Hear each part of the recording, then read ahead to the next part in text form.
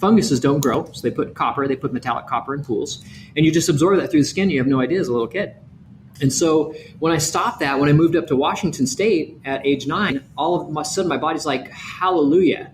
I don't have to keep handling all the copper coming into me. I can start pushing back. And when copper starts coming out of the gut, it's very painful. And so, but nobody knew that. Nobody knew those questions to ask me. They didn't know to ask my parents that, and my parents didn't know who to go to. And so each person has their own little individual history when it comes to finding out why do they suffering gut problems? Why do I have acid reflux? Why am I not digesting food very well? Why do I have constant diarrhea or constipation? All these things, everybody's history becomes very important when it comes to fixing things and figuring out why. And so when I started dealing with the copper and realizing that I had this issue and started taking molybdenum, it kind of eased those pains. And then when I got done with the copper, I had played with mercury when I was little because we didn't know any better. And then all of a sudden, after about another 6 months, I started getting these headaches. And so I do a hair test and I've got this high mercury coming out of my hair. I'm like, I'm starting to push mercury now. So now I've got to do something else to handle mercury to make it easier on the system. And so all this is helpful, but as we cleanse, I get a lot of clients that, they'll get skin issues, they'll get gut issues, they get all kinds of things. And that's all stuff that their body's pushing out. And so it can be a daunting task, but as we understand these things, say, okay, well, that makes sense to me why you'd be doing that. So the gut becomes important. And the stomach is our first line of defense because we want that strong acid. So how many people out there do you know that take antacids or know somebody who takes antacid? I've had clients on them for 20 years. And I'm like, wow, that's a lot of damage. So why would we need to take an antacid with a stomach that's supposed to be acidic? Now, does it sound kind of strange that we would do that? And it is. It's actually the absolute wrong thing to do.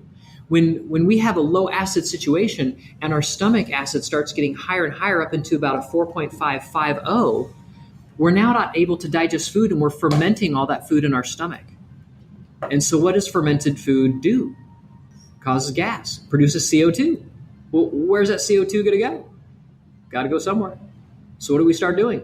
We start burping, belching. And so now all of a sudden that acid starts to come up and it kind of burns, doesn't it? Well, that's about a 4.5, maybe 5.0 acid. If anybody wants to feel that, you just drink raw apple cider vinegar straight. But I can imagine day after day with that coming up, it would be pretty annoying after a period of time. And so that person goes to the doctor and they say, hey, I've got heartburn. And the doctor says, Prilosec. We're gonna block that acid. And of course they go away, and how do they feel? Better. Took care of that symptom. Did it fix the problem? No, because now the next time they eat, they got to do another Prilosec. They're never off of it now. And it's really difficult to get them off of it because I've got to repair stomach lining. I've got to repair intestines. It's creating huge gaps in the cells of their intestinal lining, so it's allowing infection in their body. That infection loves to go to the heart. That's why it's really hard on the heart, because it's a muscle like anything else, but it's needing the defenses to be there because it is just like anything else. It can become infected. And so we'll see heart problems with a lot of antacid use. So as we begin to correct the stomach, now we begin to sterilize food correctly. Now we begin to start helping the lower digestive system actually repair itself as well. So let's talk about ulcers. Anybody know anybody with an ulcer? A couple of you. It's not a common thing. There's not a lot of people out there that have true ulcers, but when you find them, man, they're not fun at all. And what they really need is they need stomach acid, because stomach acid is what kills the Helicobacter pylori, that's what it is, H. pylori. And that is very sensitive to acid. But as we build up their stomach acid, of course, it's gonna bother their gut lining because they don't have enough mucus. So there's things that we have to do to begin to try to repair that stomach lining while we bring acidity up to basically fix that ulcer problem. But we also got to ask them, why are you so stressed? Because somebody who's overproducing acid, that's now eating enough of the hole in their stomach, and now that H. pylori comes in and now begins to stop acid production in that area, and so it can spread. That's what it's doing. And the one thing that's going to help is acid. But that's so counterintuitive because it doesn't feel good when we add acid onto that situation. But that's an ulcer for you. So I'll have people all the time come in and I'll quiz them a little bit because they say that they have an ulcer, and I realize, they probably don't have an ulcer. And so I'll be kind of sneaky. I say, hey, I'm going to give you some supplements. I just want you to see how your ulcer does. and I'll give them Zypan, which is stomach acid. And they come back, man, whatever you gave me worked great. I said, yeah, you don't have an ulcer. We just have low acid. It's an upset stomach. And so it's rare that I meet somebody with a true ulcer, but they're out there. And so those of you out there think I'm over acid. I know I have an ulcer. Okay, we could test that out. We could see how we would do with that and play around a little bit and say, oh yeah, you do. Okay, so let's do some things to make sure that gets handled. But the lower gut, we have the biggest problem for the lower gut is that alkaline bacteria. So if we have sugar producers in our small gut, right in the center of our abdomen, what we would think our stomach is, then we've really got to start turning that over. And so I use herbs to kind of tone down the colony sizes. So I kind of kill them off, and then I repropagate with good bacteria that we want to grow in there. So we can change over the gut bacteria. And then as we get into the lower bowel, a lot of people, they may have gas that is non-odorous. That is because their large bowel has now become too alkaline.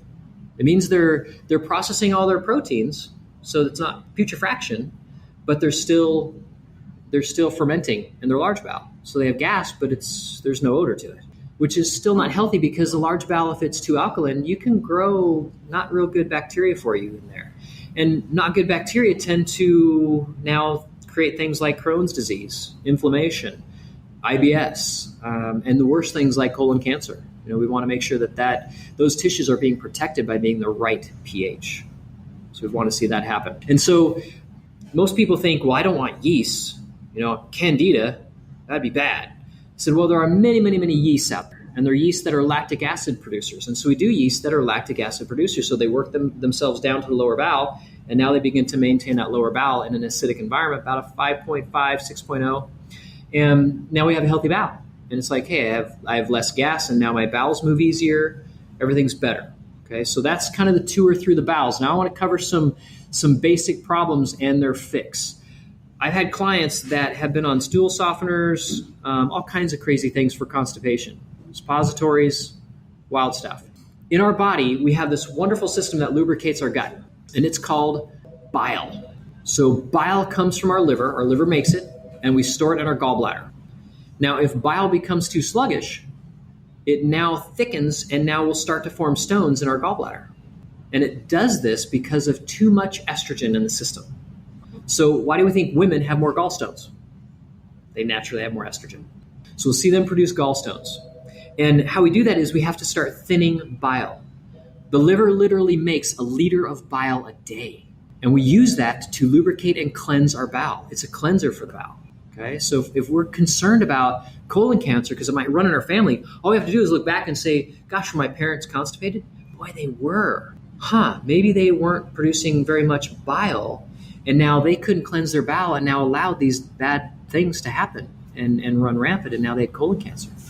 So as we thin bile, we now allow the liver to clean our blood much better, and now we get rid of toxins. So I'll have migraine sufferers. Commonly, they have a pretty slow biliary system in their liver. So their bile channels are very congested. And so as we start cleaning up those, they like, hey, my migraines, I hardly have any now.